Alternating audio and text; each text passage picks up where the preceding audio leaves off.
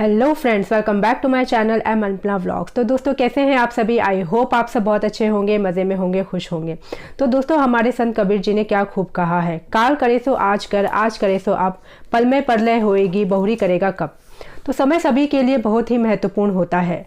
आपने अक्सर सुना होगा, हमारे पास यह काम करने के लिए समय नहीं है। अक्सर हमारे आसपास जितने भी लोग रहते हैं वह सब यही बोलते हैं, माफ़ करना, हमारे पास समय नहीं था या हमारे पास पैसे नहीं थे।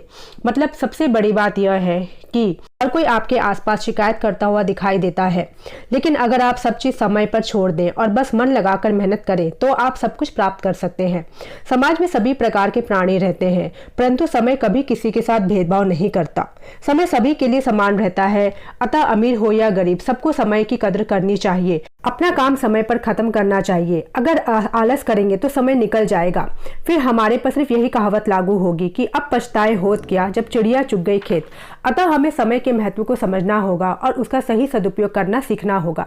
तो दोस्तों अंत में मैं अपनी बात इस कविता के साथ खत्म करूंगी कि समय का सबसे कहना है, जीवन चलते रहना है, इसको मत बर्बाद करो, सदा काम की बात करो। तो चलिए दोस्तों आज के ब्लॉग की शुरुआत करते हैं एक नई एनर्जी, उत्साह, जोश और पॉजिटिव थॉट के साथ। तो मॉर्निंग का टाइम था, मैंने सोचा क्यों ना मैं आपको आज भजन सुना करके ही स्टार्ट करूं अपने ब्लॉग की। तो यहाँ पे सुबह का नाश्ता बन चुका है। Hello friends, welcome back to my channel M Anpala vlogs. तो दोस्तों कैसे हैं आप सभी। आई होप आप सब बहुत अच्छे होंगे, मजे में होंगे, खुश होंगे। तो फ्रेंड्स अभी मॉर्निंग का टाइम है और सुबह के बज रहे हैं 7। अब बाहर ना बहुत ठंड, मतलब बहुत ठंड तो नहीं है लेकिन हवा चल रही है ठंडी ठंडी, और ठंड धीरे धीरे आएगी। अब आधा नवंबर, आधे से ज़्यादा नवंबर बज चुका है, तो अब तो ठंड आनी ही चाहिए। तो अब मैं ठंड की तैयारी करूँगी, तो इससे भी मैं एक वीडियो आप लोग के साथ जरूर शेयर करूँगी कि कैसे मैंने ठंड की तैयारी की है विंटर की। और यहाँ पे मैंने बच्चों को नाश्ता दे दिया था, लंच पैक करवा दिया था। जमुना तो स्प्राउट्स भी खाती है, तो आज स्प्राउट्स कम थे, तो आज मैंने अपने हस्बैंड को प्याज का पराठा दिया खाने के लिए चाय के साथ, और केसर को मैंने लग में वही पैक कर दिया था। तो वो प्याज के पराठा आज कम ही लेके गया। उस दिन आलू के पराठे को 3 लेके गया था, लेकिन आज प्याज के पराठे कम लेके गया है। बोला कि मुझे इतना पसंद नहीं है, मेरे फ्रेंड्स को पसंद नहीं है, तो वो 2 ही लेकर के गया है। लेकिन 2 भी कम नहीं होते हैं अगर पसंद नहीं है तो। और यहाँ पे मेरी बन रही है आलू परवल की भुजिया। आलू परवल की भुजिया बन रही है और इसमें मैं डाल देती हूँ ये मिर्चियाँ। तो भुजिया में मिर्ची रहती है तो अच्छी लगती है देखने में, खाने में, मतलब देखने में बोल रही हूँ मैं। तो वहाँ पे बन रही है मेरी आलू परवल की भुजिया। और अब मेरे डेली के काम स्टार्ट होंगे। तो इन लोग के जाने के बाद ही सारे काम स्टार्ट हो पाते हैं। जब तक ये लोग जाते हैं तब तक तो कुछ काम नहीं, सिर्फ किचन में लगे रहो, वही काम करते रहो। बच्चों का लंच का एक नाश्ता ये सब होता रहता है। और यहाँ पे मेरी बन रही है भुजिया, उसके बाद बनेगा प्याज का पराठा इसके साथ के लिए लंच में पैक करने के लिए। तो ये भुजिया लंच में पैक करने के लिए ही बन रही है, लेकिन थोड़ी सी ज़्यादा मैंने बना दी ताकि डिले भी हो जाए सबको। और यहाँ पे ना ये साग मेरा धुला हुआ है, ये देखिए। फिर रात में ही मैं लाई थी बृहस्पति बाजार से, हमारे यहाँ थर्सडे मार्केट लगता है, वहाँ से लाई थी कटवा करके। तो इसको मैंने रात में धो के रख लिया था, तो अच्छे से पानी रात में गाल लिया था। और अभी सुबह मैंने इसे कुकर में डाला है और अभी से मैं डाल दूँगी उबलने के लिए। तो साग को उबाल करके फिर इसमें मैं अगर होगा तो कच्चा तेल और नमक डाल दूँगी, नहीं तो और हरी मिर्ची, और नहीं तो देखूँगी छोंकूँगी, क्योंकि हम लोगों यहाँ पे ना सरसों तेल कच्चा डाल दीजिए, नमक मिर्ची, तो वैसे भी साग बहुत टेस्टी लगता है। अब देखूँगी कैसे करना है, लेकिन इसी समय सोचूँगी खाली इसको पहले बॉईल कर दूँ। और दोस्तों ये देखिए मेरे फेस पे ना पूरा मच्छर ने काट लिया है। अभी तक 2 दिन से हम लोग अगरबत्ती जला रहे हैं, तो थोड़ा सा ठीक है। इतने मच्छर इस बार दिल्ली में ना, मतलब समझ नहीं आ रहा कहाँ से इतने मच्छर आ रहे हैं, और डेंगू भी पर बहुत ज़्यादा हो रहा है। तो ये पूरे फेस पे इन्होंने काट लिया है। लेकिन अभी तो अगरबत्ती जला के घर में मच्छर ज़्यादा नहीं होते हैं। तो फिर अभी रात में भी कहीं नींद आती है जब से अगरबत्ती जलाने लगे। तो चलिए दोस्तों अपने काम का स्टार्ट करते हैं। बहुत सारे काम है मुझे, आज फ्राइडे का दिन है। तो फ्रिज तो खैर मैंने कल ही क्लीन कर दिया था, लेकिन मेरी सब्जियां धोनी है, रात में आई थी तो वो, क्योंकि कोरोना अभी गया चला गया है, लेकिन अभी भी वो जो आदत थी ना सब्जियां धोने वाली, वो अभी तक नहीं गई है। अब एक आदत सी पड़ गई है कि हाँ भाई सब्जी क्लीन करके फ्रिज में रखो, और फ्रिज भी इससे क्लीन रहता है और अपने मन को भी संतुष्टि रहती है कि हाँ सब्जी क्लीन है। कई बार क्या होता है कि हम हड़बड़ी में सब्जियां फ्रूट्स नहीं धो पाते, तो ये तसल्ली रहती है कि हाँ भाई अच्छे से क्लीन करके रखा हुआ फ्रिज में, तो फटाफट से निकालो, काट लो, खा लो। वैसे धोके ही करते, लेकिन कई बार जल्दबाजी में इस तरीके से हो जाता है, तो इसलिए मैं क्लीन करके अब एक आदत सी बन गई है, एक हैबिट सी बन गई है, तो मैं इसे धो करके ही रख रही हूँ। तो आज वो भी धोना है। फिर चदरें मुझे चेंज करनी है, क्योंकि जो दिवाली में मैंने चदरें बिछाई थी ना, बीच में टाइम नहीं मिला, तो आज मैं उन चदरों को चेंज करूँगी, उनको हटाऊँगी मैं। तो चलिए दोस्तों अपने काम का स्टार्ट करते हैं। तो मैं आ गई थी अपने कमरों में और मुझे सबसे पहले बेडशीट चेंज करनी थी। बाकी मॉर्निंग में किचन का काम तो हो ही रहा था, साथ साथ मुझे ये भी काम करना था। और ये बेडशीट ना मैंने दिवाली पर ही बिछाई थी और दिवाली से लेकर अब तक मैंने चेंज नहीं की थी। और चेंज करने का क्या रीज़न, चेंज ना करने का क्या रीज़न था ये तो आप लोग को पता ही है, क्योंकि दिवाली के जस्ट अगले दिन मैं चली गई थी रांची अपने ससुराल, और फिर उसके बाद आई तो रामकथा स्टार्ट हो गया था, तो मैं वहाँ पर बिज़ी हो गई थी।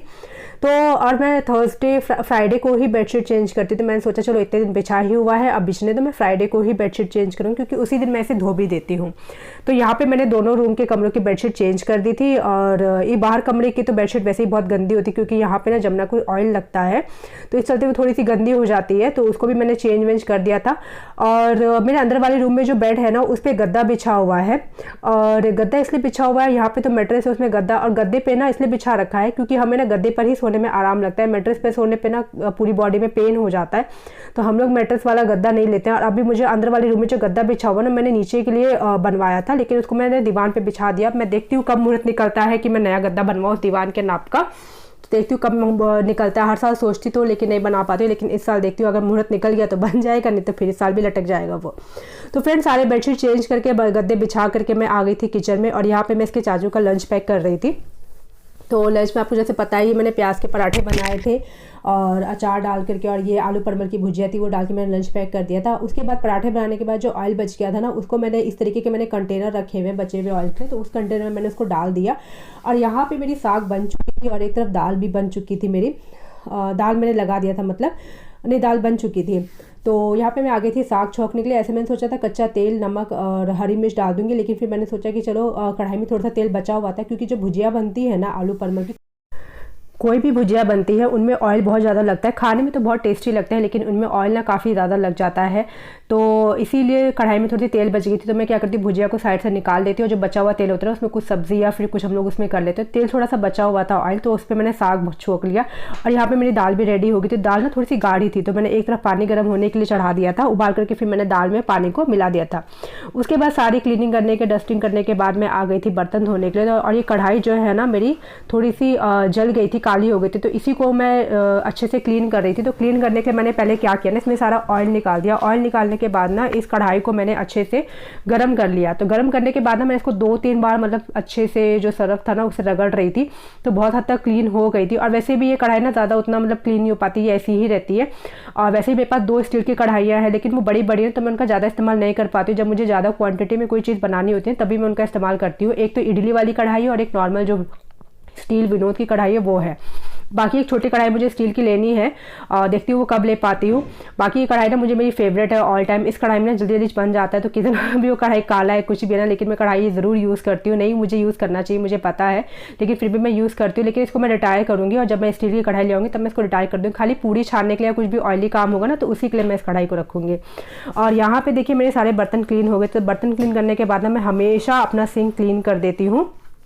इससे क्या होता है ना कि आपका वो एरिया एकदम क्लीन रहता है, वहाँ के आसपास की टाइल्स और सिंक सबको क्लीन कर देती हूँ, तो इससे वो एरिया क्लीन रहता है ना, तो गंदा सा नहीं लगता है, क्योंकि बार बार ऑयल के छींटे या बर्तन धोने के सारे छींटे पड़ते हैं खाने के, तो वो क्लीन रहता है तो अच्छा लगता है। उसके बाद ये वेजिटेबल्स मैं लेके आ गई थी थर्सडे को ही, लेकिन मैंने नेक्स्ट मॉर्निंग फ्राइडे को धोया, क्योंकि थर्सडे को ना रात हो जाता है लाते लाते, करीब 8 साढ़े 8 बज जाते, तो उस समय कई बार टाइम मिलता तो धो लेती हूँ, नहीं तो मैं अगले दिन धो लेती हूँ।